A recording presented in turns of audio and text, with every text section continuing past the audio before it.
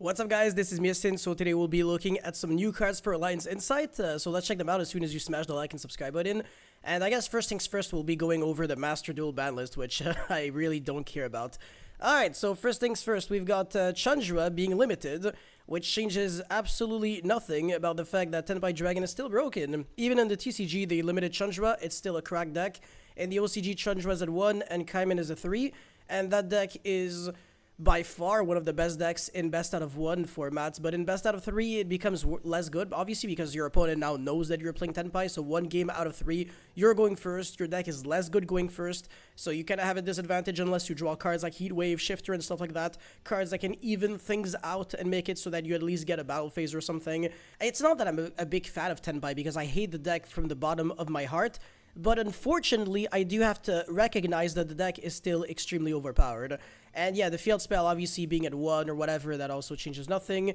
I think that's semi-limited though. I'm pretty sure the field spell is at 2 in the in Master Duel now. Anyways, for the cards that are unlimited, the M-Pen, Herald of Orange Light, White Dragon, Wyver Burster, Hornet Jones and Quick Launch, and Trickstar Reincarnation. Okay, so Hornet Jones going to 3 is something I would never be able to accept in the TCG, because Hornet Jones is the only problematic Sky Striker card out there in the entire game.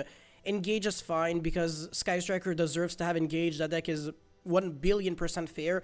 Hornet Jones isn't even that needed in Sky Striker. I mean, it's an okay-ish card, but you don't have the Ray in the grave, so you have to go like Hayate, send the Ray, which is kind of sus.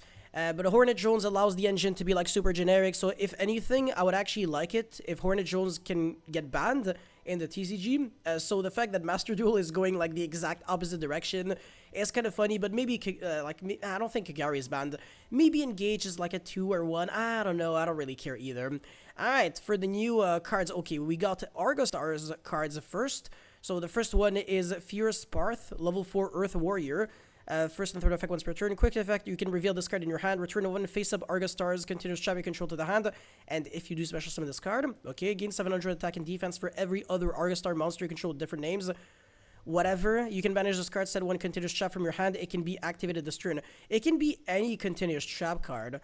Okay, so you can set a skill drain directly from your hand and then use it right away, which is irrelevant because trap decks usually they want to play on the opponent's turn regardless. So unless it's a continuous trap that can special summon a monster directly from the deck or something, obviously the Argostars cards are, this is supposed to work with its own deck, and I know that they all special summon themselves.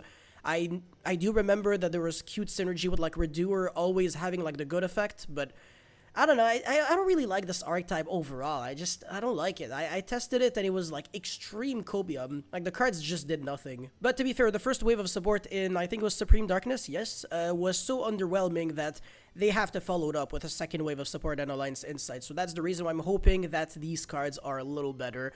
Anyways, Argostars, Giant Hunting, quickly spell, you can only use 1 of the 2 effects per turn, only once that turn. God, I hate to see this annoying condition.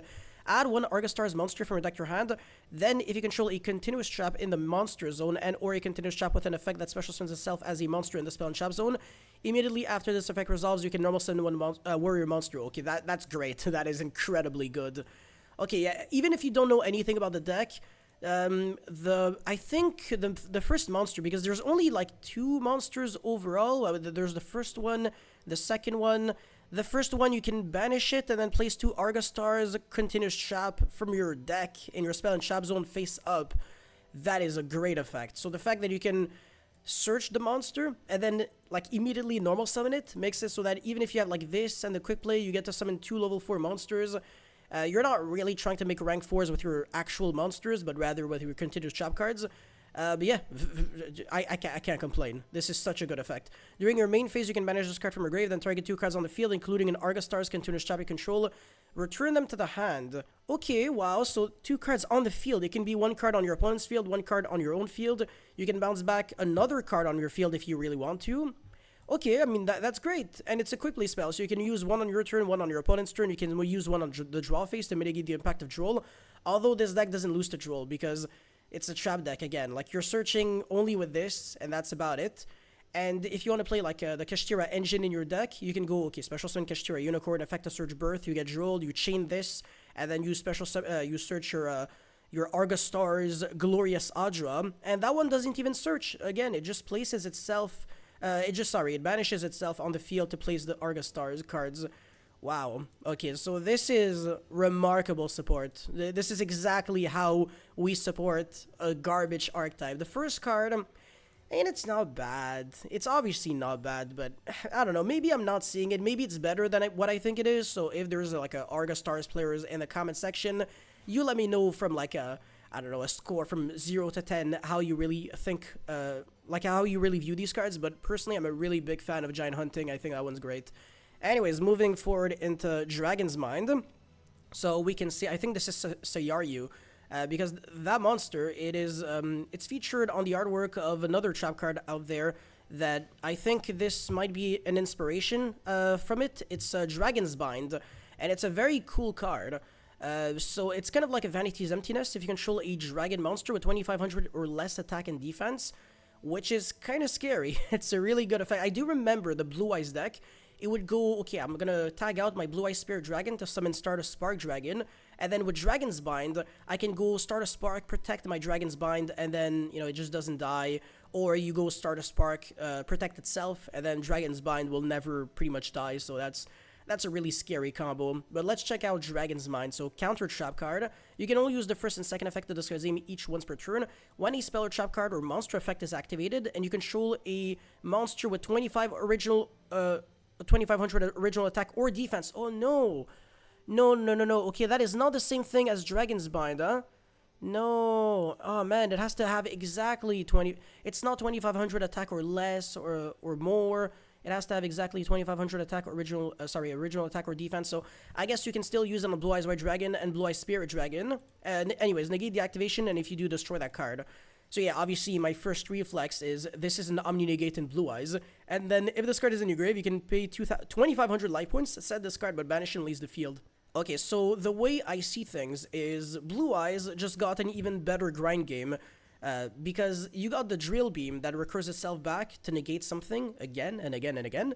You got the Blue Eyes Spirit Ultimate Dragon that is super easy to like recur back, also negate stuff on the field again and again.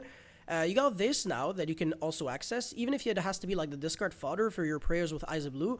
You can just pay 25 and then you get it back. And again, if you control Blue Eyes White Dragon or Blue Eyes Spirit Dragon, you get to negate just about everything that your opponent can throw at you. Again, it would have been nice if it was like 2500 or less attack or defense. That would have been like super cracked, because even if you control like Primate another barrel, then you can use this card.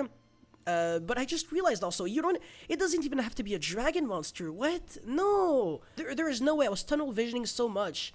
I kept like insisting on the fact that it had to be a dragon, but nothing forces this card to only work with dragons. Whoa. I actually think that was kind of like a mistake on Konami's end. I think this card should have been only playable in dragon deck, but maybe this card could be potentially abused in, let's say, Lightsworn. So you just mill a bunch of cards, and then I think it should be relatively easy to have maybe a monster with 2500 attack or something in Lightsworn as part of your end board. Let me double check if one of the synchros or something has 25. Not from what I'm seeing. Okay, so maybe you're gonna have to be a little creative. But again, it's so easy to mill and then just get back, and then it makes your end board even nastier. Tier Elements could theoretically use it, although I really doubt it, because the field spell also kind of... Oh, no, never mind, it doesn't care because it's original. I was gonna say, oh, the field spell can kind of tamper with the stats, but no, you should be fine. Overall, that card's really interesting. Let's just see what people think about it. Yeah, I guess, sure, yeah, it's a target for Foolish Barrel Goods, I agree. And it's not a thrust target, because it's a counter trap. Yeah, it's not bad at all, I do agree. It's technically Blue Eye support. Yeah, I mean, that was the first reflex that I had, because I had no idea what this card did before I actually looked at this card. I just knew that this was another card based on Sayaryu, which is a lot of people's favorite dragon monster. For some reason, I love that card so much, by the way.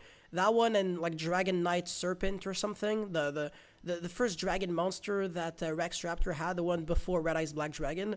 But yeah, I don't know, I just like OG dragon monsters. They just look so cool. I don't know, even if their stats were garbage, they were just like peak Yu-Gi-Oh! In terms of card design. But yeah, you guys let me know how you feel about all these new cards in the comment section. Personally, I'm a big fan of Dragon's Mind. I think it has a lot of potential, obviously. Even though the card is very simplistic, it is kind of like a solemn judgment for... yeah, just about like everything, spell, trap, and monster effect. But then again, it does have like a pretty strict activation requirement. However, it does recur itself back, and you don't even have to like control anything to like recur it back. It's just like you pay the life points, which is, I think if someone could pay 2,500 life points to like recur back a Solemn Judgment, they would probably accept it. I mean, a Solemn Judgment that doesn't have to pay life points again, otherwise, you might be out of life points very quickly. I'm also a big fan of the Quick Play spell card for Argostars, the monster, a little less. And also for the Master Duel ban list, I also want to hear what you guys have to say about all this. So, you guys, thank you so much for watching, and don't forget to like and subscribe, and I'll see you guys very soon. Peace.